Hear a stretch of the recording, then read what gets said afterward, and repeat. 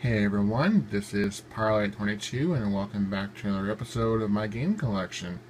In this episode I'll be showing off my Super Nintendo collection that I have accumulated. It's a fair number of games. Some of them have shown their sign of aging, some of them haven't worn down, but pretty much they all still work with a little luck. So first I'm going to show off is one that's been kind of put through the ringer at this point. You can probably tell by looking at the cover art that it's had better days. Anyway, this is Super Mario World. I know because you can kind of tell by the color in there. But yeah, I actually got this game when I got the system way back and it launched. This is one of my original cards. It still runs to this day. So I got my system, I think, back in '92, I believe it was, right, give or take when the system came out. So now we're in 2015 and the game still works. That's pretty impressive. I'm pretty happy with. I was shocked literally when the game came out, just how graphically impressive it was. Then again, I was 8 at the time. So, but yeah, it's still a good platformer to this day. A lot of games kind of look to this for reference or use the original Mario's as a reference as well. So definitely, it's a game that a lot of games strive to be. And along the same lines, Mario AllStars. Yeah, it's basically all these Nintendo versions of all the Mario games on here as well, like the Lost Levels, Mario 1, 2, and 3.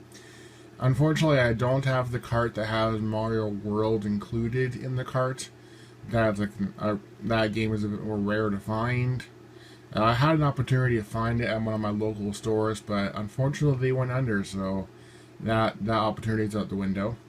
But yeah, it's a good game nonetheless. Can have all the games, all the Mario games you want, in just on one cart. Here, Super Street Fighter 2. Or I rephrased, Street Fighter 2 Turbo. There's no Super in this one.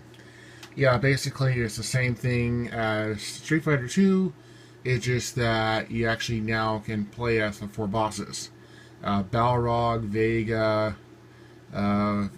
let's see, Bison, and what was the other one? Sagat. So yeah, that functions like a Street Fighter game would at this point. I think it's got a couple more moves in here, like better animations compared to the original game. But yeah, it works. Let's see. I'll put maybe 3 games in here if I can find the third one here. I got a huge pile of games. Here we go. Put one there, and the third one.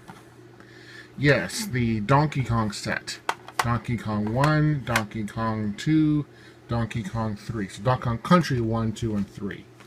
Yeah, these games are, what can I say, revolutionary. The platformer done properly from Rare. Yeah, they did the game right from the first one onward. Third one, it's probably the weakest of the bunch, but still a good game in its own right. Probably my favorite of all of them is number 2, right in the middle, Donkey Kong Country Diddy Kong's Quest, or whatever it was. So, yeah, it introduces it's Diddy and Dixie in the game, and so you gotta go save Donkey Kong from King K. Rool. And yeah, it's definitely it's got the different diverse levels, underwater levels. Yeah, all the different animal buddies at this point. So all these games are good games if you can find them, either on the Wii store or can find them in the used game store. Definitely you want to get your hands on these games. Now, I would recommend probably against getting the Game Boy versions of the games, because I have one of them. I'll probably show off that collection in another video at some point. But yeah, those games are scaled back considerably, so the quality is definitely not the greatest. Here we go, Super Mario Kart, the game that started off the kart craze. Well, at least in my opinion. There might have been other kart racers, but this is one of the first ones to get it right. Your good Mario characters are there. You got Mario, you got Luigi. I think my favorite character was Koopa Troopa among all the characters in this game. The controls are spot on. Levels are awesome. I believe I still remember the code offhand. I believe it was LLRR start. I could be wrong at this point, but that actually unlocked like the special cup without actually being the cups outright. So you can go right to Rainbow Road or all the harder levels like the Bowser level 3, things like that. So definitely this game brings back a lot of memories.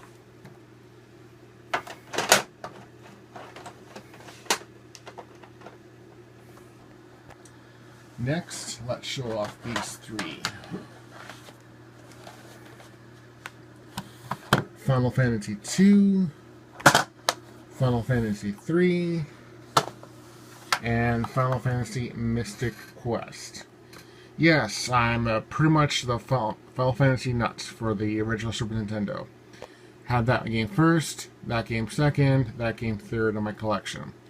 Final Fantasy II was not my game originally. It was my brother's game, and he beat it the hard way.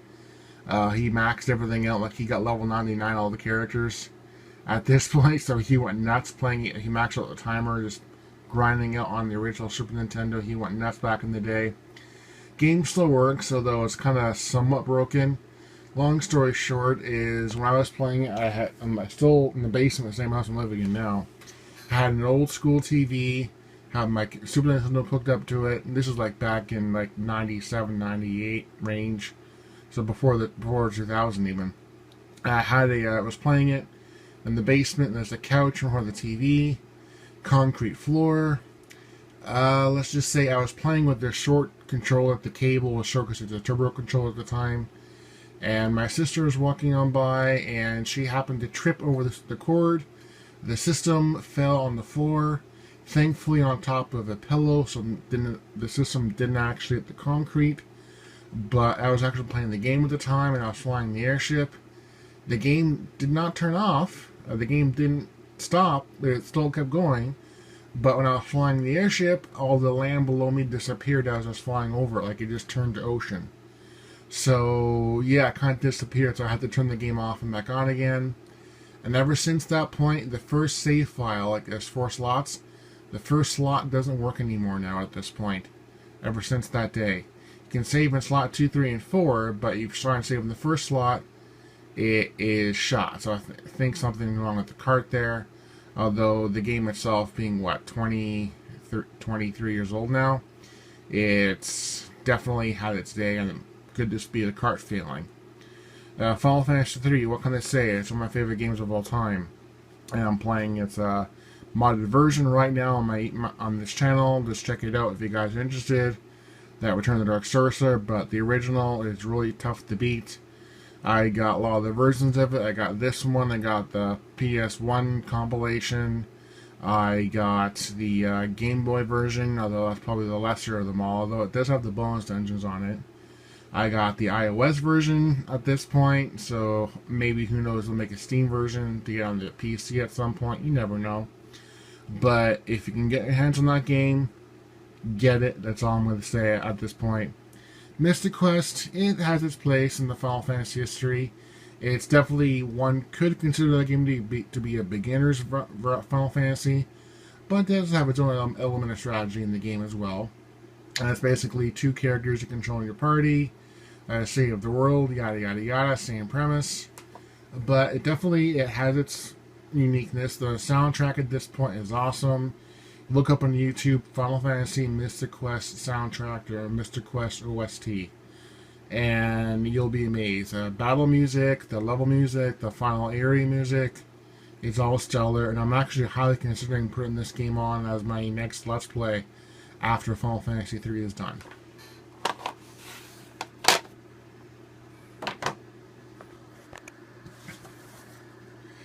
Killer Instinct. Now, this was basically the alternate or Rare's answer to Street Fighter. And it was actually pretty good. Like, the controls are awesome. My favorite character probably was either the Jago or probably the Cinder. Those are my top 2 characters at the time. And yeah, the controls are awesome. The graphics are awesome. It kind of pushed the Super Nintendo to a pretty decent, had to perform like high quality to keep up with the game, but it kept up well. It actually had some slight sound effects for the characters, like actually some small voice bits in there. So it's pretty impressive. This is one of the games I have to kind of try a couple times, like wiggle it, clean out, like blow up the air and that kind of thing to get it to run properly. Like I played a lot back in the day, but I can get it to work after a couple tries, so it still works.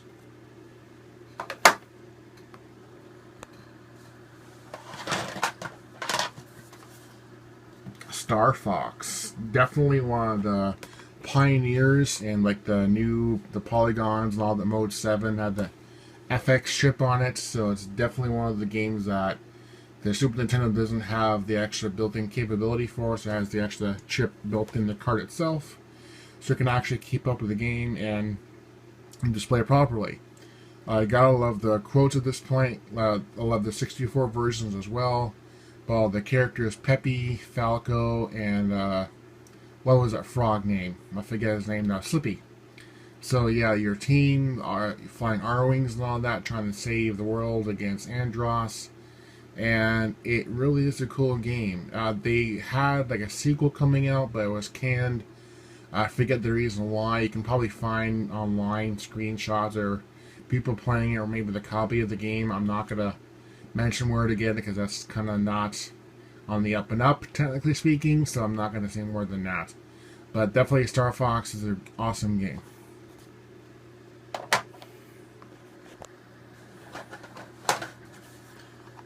F-Zero. Now, this was originally a launch title for the game, but although this was not the launch cart, this was one of their player's choice carts. So I got this. I think this was re-released near the end of the life cycle for the Super Nintendo. But yeah, it's an awesome game, because you can also tell the rating there. It says E for everyone, and that would normally say KA. If it like for near the beginning, that's the rating they had at the time. So yeah, it's an awesome system, awesome game. The futuristic racer, the different carts, and yeah, there's like if you can find like a championship edition, I think there's one of those out there. They're rare, but yeah, it's the game I go back and play once in a while, so I'm really liking it.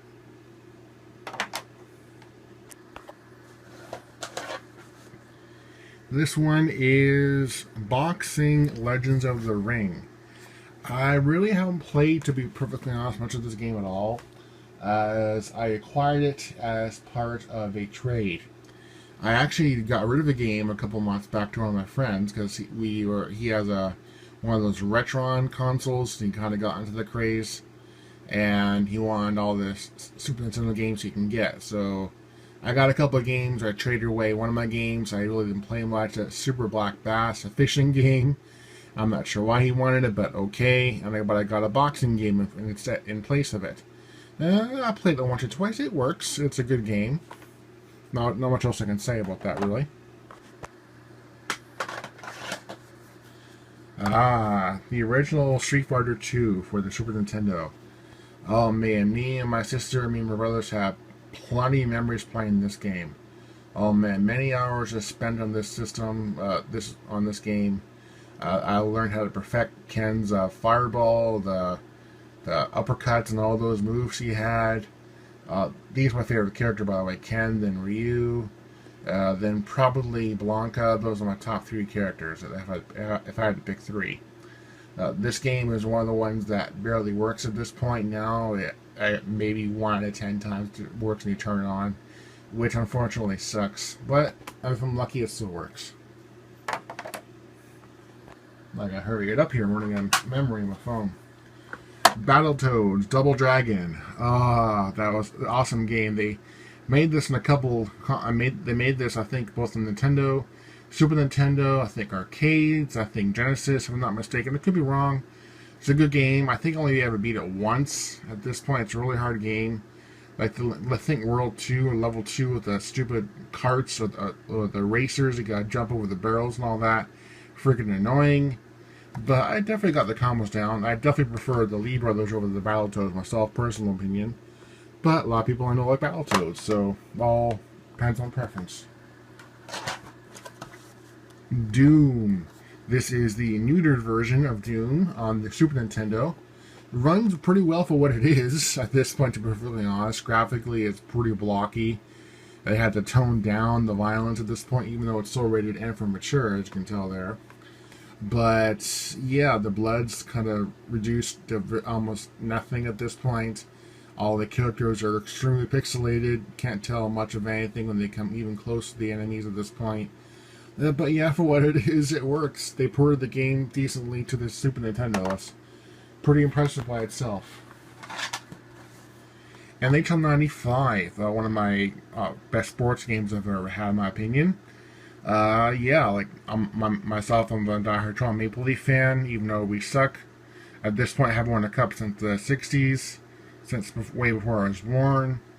But yeah, it's a standard NHL hockey game at this point, so not much else I can say about that. One of my better games in my collection, Legend of Zelda, The Link to the Past. Probably one of the games in everyone's collection that you probably should have. The Legend of Zelda, what can I say, it's an iconic game. It's probably one of the best Zeldas in my personal opinion, probably up there with Ocarina of Time. Those Ocarina of Time and this game are probably my two favorite Zeldas, myself personally, and probably topping most other gamers' collections as well. Awesome graphics, can't say much else about that. It's an awesome game. Arkanoid, do it again. I picked this up with my local used game store before they went under for a couple bucks. I liked Arkanoid on the original Nintendo, and because I have one of those multi-carts, I'll show that off in another video shortly at some point. Who knows when exactly. But yeah, it's a good system. It's a good game rather. And not much else I can say about that. You gotta paddle, you gotta break blocks, and before we run out of lives. 2 more things to go. Mario RPG Legend of 7 Stars. Now I started the Let's Play for this. I gotta get back and finish it up one of these days. Now I got a computer that can actually support the game. But yeah, it's an awesome game graphically. I tried it on one of my Retron systems. It doesn't work because of a chip inside it or whatever, so I have to play it on the original Super Nintendo, which still works for me, but it's finicky itself. I gotta make sure I got the right cable connections. It's more annoying. But it's a great game, a mix of Squaresoft and Nintendo, perfect blend. I try the Mario and Luigi games are kind of the spiritual successors of the Paper Mario games and all that. But, yeah, not my favorite. The original, I can't beat it.